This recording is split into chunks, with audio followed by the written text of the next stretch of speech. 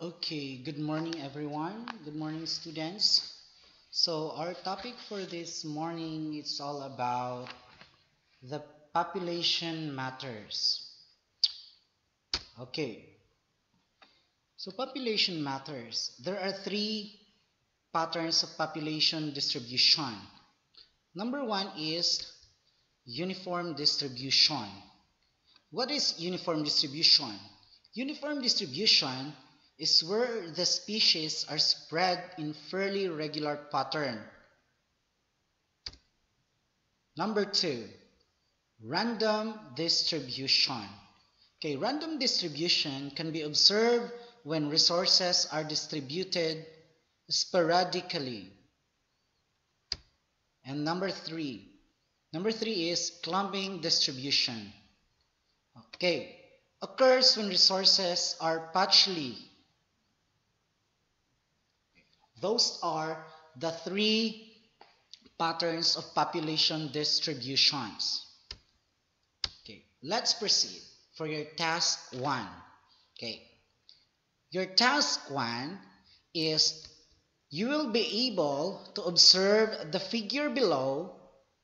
Imagine that the dots represent species in an ecosystem.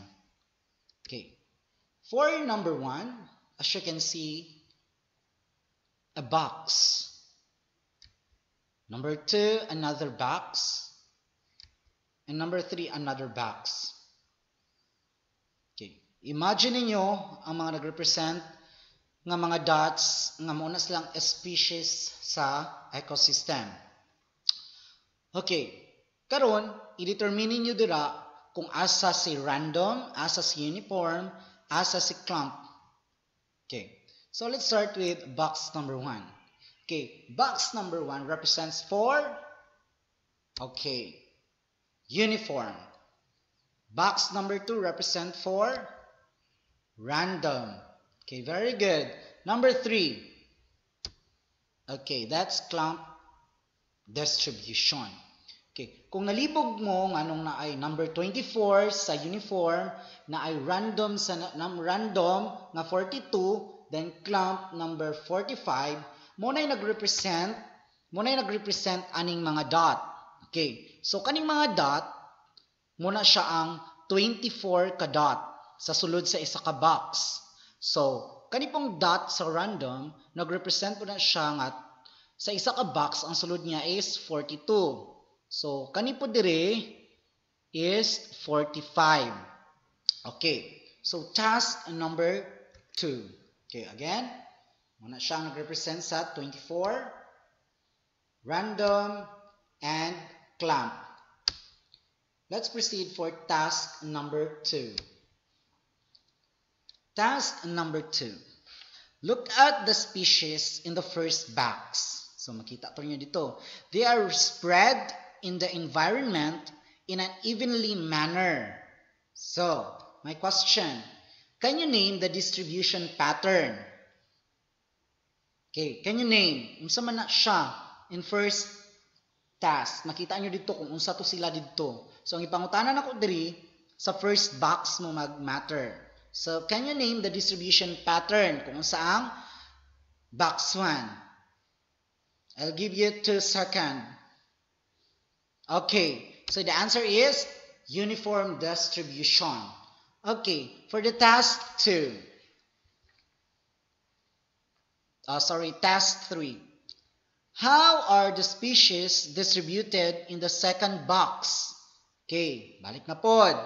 Kung sa first box, that is uniform distribution, ang third box, ang question is, what kind of distribution pattern is this? Okay, unsa na siya nga klase sa distribution ang box number 2? I'll give you 2 seconds. Okay, so the answer is very good. Random distribution. Task 4.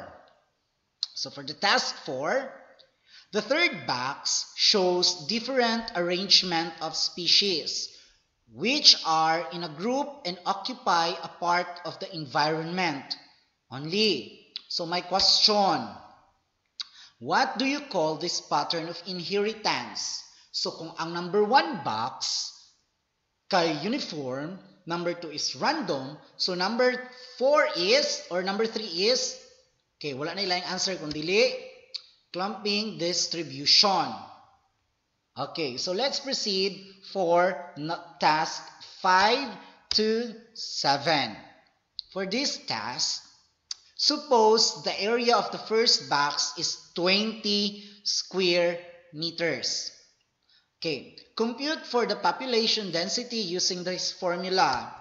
Okay, for the task 5 to 7, population density is equal to the number of individual member over or divided by the size of the area. Okay, so example ta sa number 1. So example na to ang box 1. Again, population density kani is equal to number of the individual member divided by size of the area. Okay, number 1. Okay. Number 1 or box 1. So, kani siya PD stands for the population density. So, 24. Asa ni gikuha ang 24? So, ang 24, gikuha ni siya sa box 1, katong uniform distribution. Diba, remember mo, nga na uniform, ang kilig niya is 24. So, kaning 24, nag-represent ni siya sa iyahang dots. So, mo ni individual member. So, kaning 20, asa gikuha sa size of the area. As I said, sa isa ka box, kaning isa ka box, kato kagay na, so, ang size sa box is 20 yang size. So, mo na siya karon. So, karon, i-divide yung 24 member sa size sa box. So, ang answer mo na siya ang population density. Kuha? Kayos mo na ako. Asa gikuha ang 24? Asa gikuha ang 24? Kung nakaremember mo, katong mga dots sa first box, which is the uniform distribution, mauto siya ang mga dots na 24 dito gikuha. So, ang 20 asa gikuha? As I said earlier, ang 20 mo na siya ang size sa mga box. Okay, di na mo given na ang 20. Okay. Okay? So, ang 24, okay, 24, i-divide niyo siya sa 20. So, the answer is 1.2. Okay, very good. Next. Number 2. So, gihatag naman ako dito. Ako na yung nag-ihap. So, again, PD. Ang saning PD? Okay, stands for population density. Very good. Next. PD is equal to 42. Ang 42 asa gikuha? Okay, sa number of individual member. Okay, sa sulod sa box. So, over 20. So, kan 20, ang sali siya? Size of the box. So, i-divide mo na sila. The result would be 2.1. Okay, very good. Next. Number 3. Ang number 3 mo ni siya ang, sa itong number 3, mo na siya ang clump distribution. Okay, again, and again. PD stands for population density is equal to 45. Unsa kay ng 45? Asa gi ko ang 45? Okay, sa sulod sa box. Mo na sa individual member dito sa box. Okay, mo na sila ang mga species. Then kaning 20 asa gani ni siya gikuha gihapon? Okay, kani siya ang area sa box. So, ang answer is ang population density niya is 2.25. Okay, sa task 7, let's proceed for the task 7. So, sa task 7, record your result in the table below. Okay, mo ni siya ang table. Okay. So, kani nga table, box 1, kani siya, box 1, katong kagay na, katong uniform, box 2, box 3. So, kung ang number of individuals nimo, 24, so, kani nga 24, i-copy nimo diri. So, 42, box 2. 45 box 3. Then, ang mga answer nila, based dira, ibutang niyo diri sa ilahang box. Okay, is that clear? Okay, so, it's very easy. Tanawa lang nyo balik-balik, makita ra og masabtan. Okay, let's proceed for task 7 part 2. Okay, I have a question. So for task 7 part 2, from the activity answer these questions. Okay. Number 1. How will you describe the population distribution of 3 boxes? Okay. Muna siya ang question number 1. Okay, the answer would be, the organisms are distributed in different manner. Okay, number 2. Question. What are the possible reasons why populations are distributed in different manner? I'll give you 10 seconds to answer. Okay, answer is, they are competing for food, some are looking for a territory, some are escaping their predator. Okay, number 3. Compare the population density which has the greatest and the smallest density. Again, compare the population density which has the greatest and the smallest density. Based dito sa box nga atuang or inyuhang solve. Okay, I'll give you 15 seconds to answer, to determine it. Okay. Okay, the answer would be, okay, box 3 has the greatest density and box 1 has the smallest density. Okay, di ba? Makita man nyo dito. Kung sa box 3, pila man to iyang density kagayna. Oh, then sa box 1, maputo siya. Let's proceed for the number 4 question. If we change one factor in the ecosystem, like scarcity of food, would it change the density? Would it affect population distribution? Explain.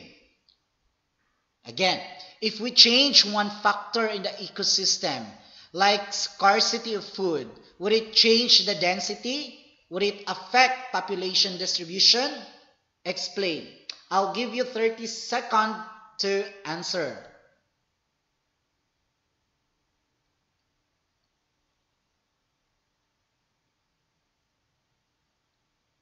Okay, so yes, of course. Yes, because organisms living in that area will spread either uniformly or randomly to look for food.